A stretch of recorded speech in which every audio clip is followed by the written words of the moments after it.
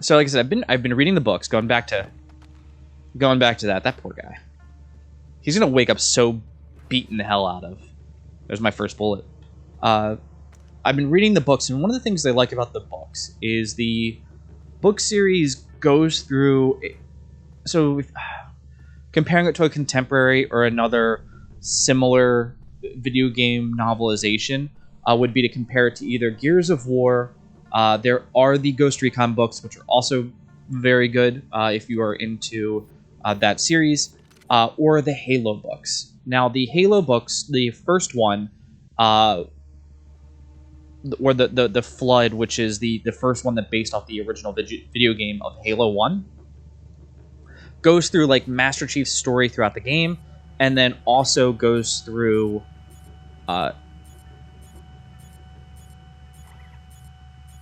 where is it?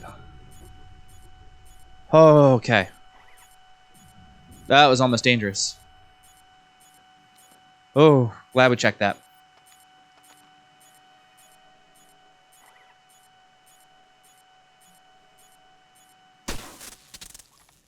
Whew. It's a little bit harder sometimes. I don't have headphones on because I don't want to risk you guys not capturing the sound, because that does play a massive role in this game. But the books for this game or this series do not follow any particular aspect of any of the games. They might make mention of it or a slight reference, but if you wanted to read them as an en media res, we're just going to pick up, he's already an agent, you could. And the other part for that series is they don't give you any dates. So I have the first game, or the first book here, so pardon me while I'm not looking at that. And they let you know, hey, this is after the first game, you've already been a Splinter Cell for a while, it might be like 4 to 5 years into it. I'm still looking for a better timeline to try to explain how this happens. So this game is 2004, 2005-esque time frame, which all this thing takes place. It's a couple of months as you travel around the world figuring this out. The next game is several years later, and what this also does is it kind of throws off the timeline for like Sam's age gets weird, as well as his daughter's age, because we haven't talked about Sarah yet. Sarah is his daughter, and she plays in Blacklist. In Blacklist and Splinter Cell Conviction. She is a huge part of Sam's life, and is kind of the entire thing behind the game. She's also big, even in Double Agent. Like you learn how big of a character she is in really going like Sam's motivations. So it's just one of those.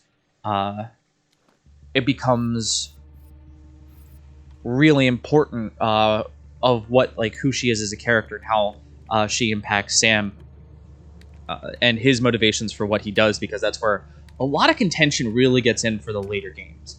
Once again, we're gonna get there, but I do want to say his daughter's age is a very this guy out there smoking. His daughter's age is a massive point of contention for me when it comes to how old are things, when are things happening. I need a colonel down here. We're trying to get through a retinal scanner. I passed Colonel Kibashvili on my patrol. Want me to send him down? God, no. I hate this guy. We'll find somebody else with the land.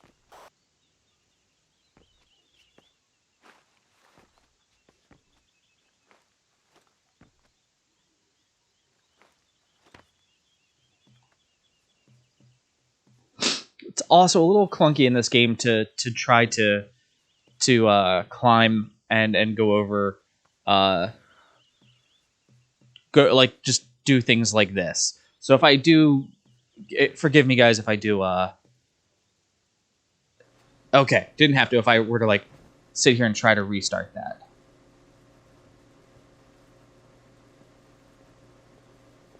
I thought the kitchen was closed. It's a special order for Colonel Kobaishvili. Ah, excellent. May I? Please. Thanks. Thank you.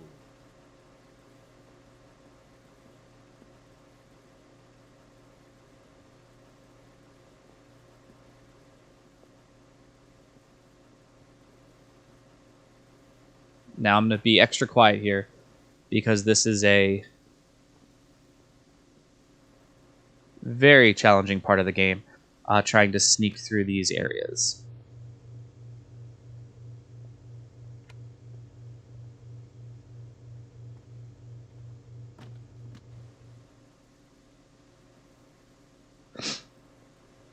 I'm going to see if I can't grab these cooks. Oh, I never noticed that you can see the fire and stuff on it. Just gonna walk backwards with him. Oh yeah, feel that. Yeah. So Sam's daughter, like I said, her age and like their resets, it does get a little wonky from time to time. That guy could very well die of hypothermia in here. So let's just count these as 2 more bodies I'm about to put in this bitch.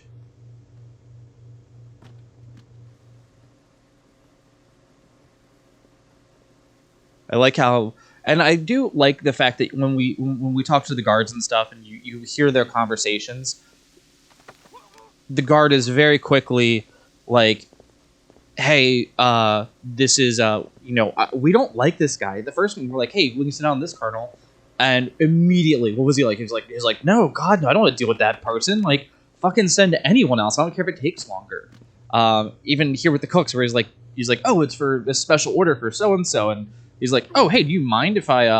And it seems like he's like, "Oh, do you mind if I take like a taste? Like, I want to try what he's having. It's probably pretty good." No, I'm gonna spit in it because I don't like him. I just really enjoy that level of what was. Oh, hey, I could have done that better, but fuck that. And bam, turn out the lights in here. Oh, let's walk up to the door. Nope, that's not what I want.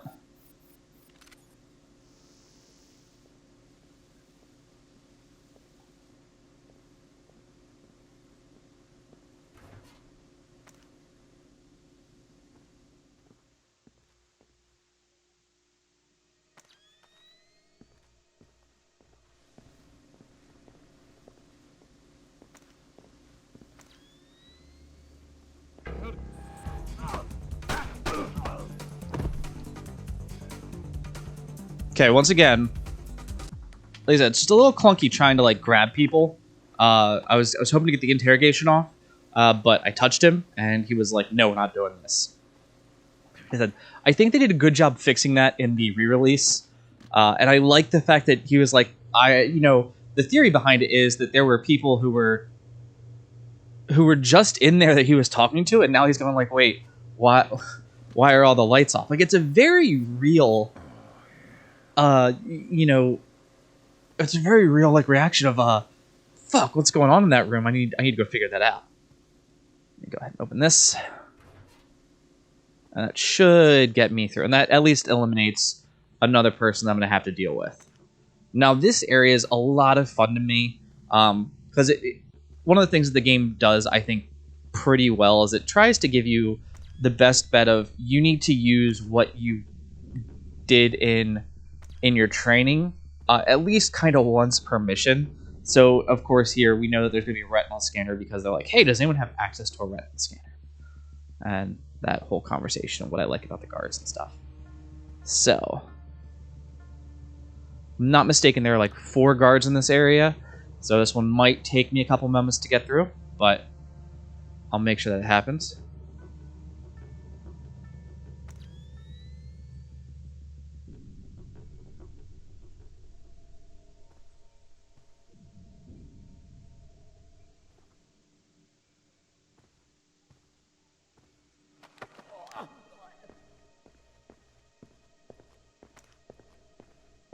Gonna walk him right by this sconce. Do you like the sconce, buddy? I like your sconces.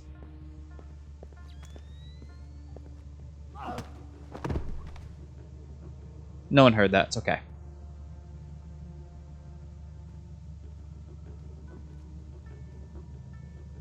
I like the fact that they can't hear bodies hitting like a ton of bricks. But I don't think it's until Pandora tomorrow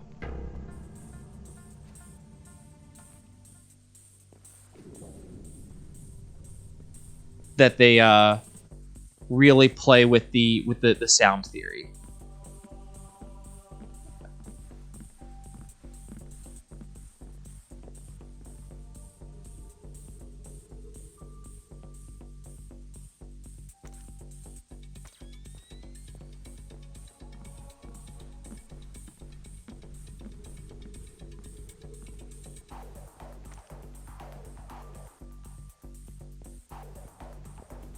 Huh.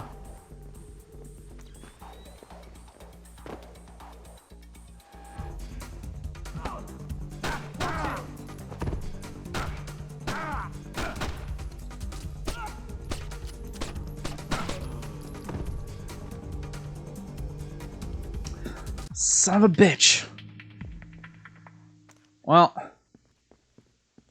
I'm gonna go through this thing apparently with very low life in this game, guys. I deeply apologize for the level of like fuck arounding that I'm just doing in this, because the thing is, I'm like, oh, I was trying to drop on him,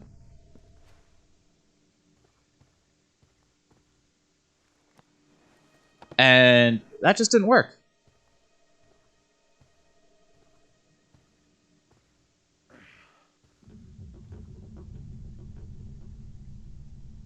That really just did not work.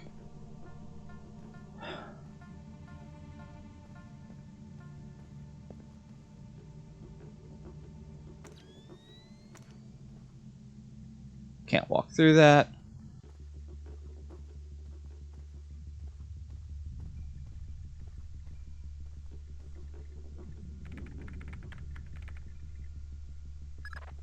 You've got an incoming colonel, Fisher. Make the most of him. You'll need him conscious and cooperative if you want to unlock the retinal scanner sealing the door to the courtyard. Yep, gotta have him alive. Everything is my job. Gotta have him alive. I like how he tells you, like, hey, you got someone coming in, and they'll help you out with this part. But once again, like I said, we're still at the point of, like, no, you can't have any alarms, which is like, it's how it should be. And the fact that the guys haven't, like, tried to take shots at me yet or they've only taken shots at me, they haven't tried to do this, is pretty fantastic.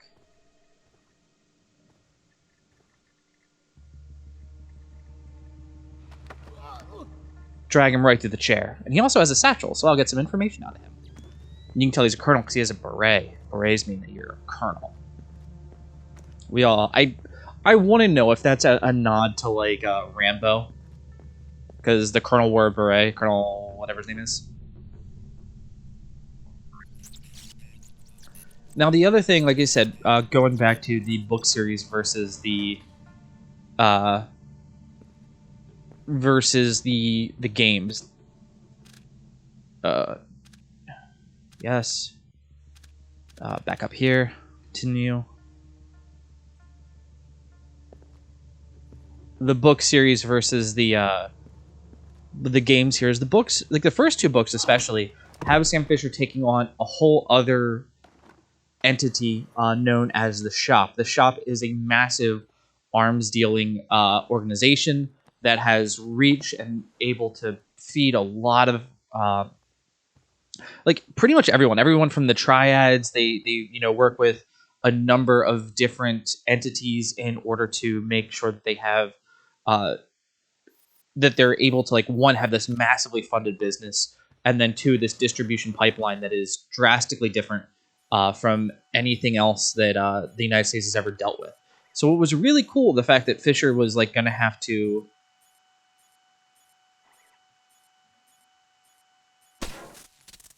deal with that, and I enjoyed it.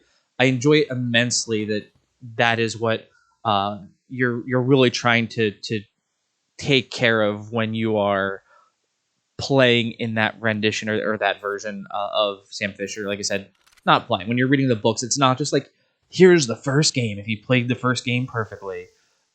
Because that's boring. Do I wish I was doing a little better in this? Sure, I would like to go through a mission without having a trail of bodies, but you guys are going to get the trail of bodies right now. I'm also going to sit here and silhouette myself because that's what we need to do. Gentlemen, President Nicholas has personally requested that I impress on you the importance of our guest, the Canadian Philip Massey, and Grinko, who many of you are already familiar with on less than pleasant terms. Since Grinko has come under President Nicholas' office official employment, his many crimes in Georgia have been pardoned, and he is to be treated with the utmost respect.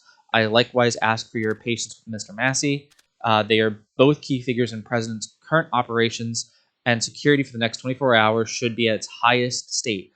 Please impress this upon your men in your charge. Respectfully, Colonel Merman, the colonel that I knocked out.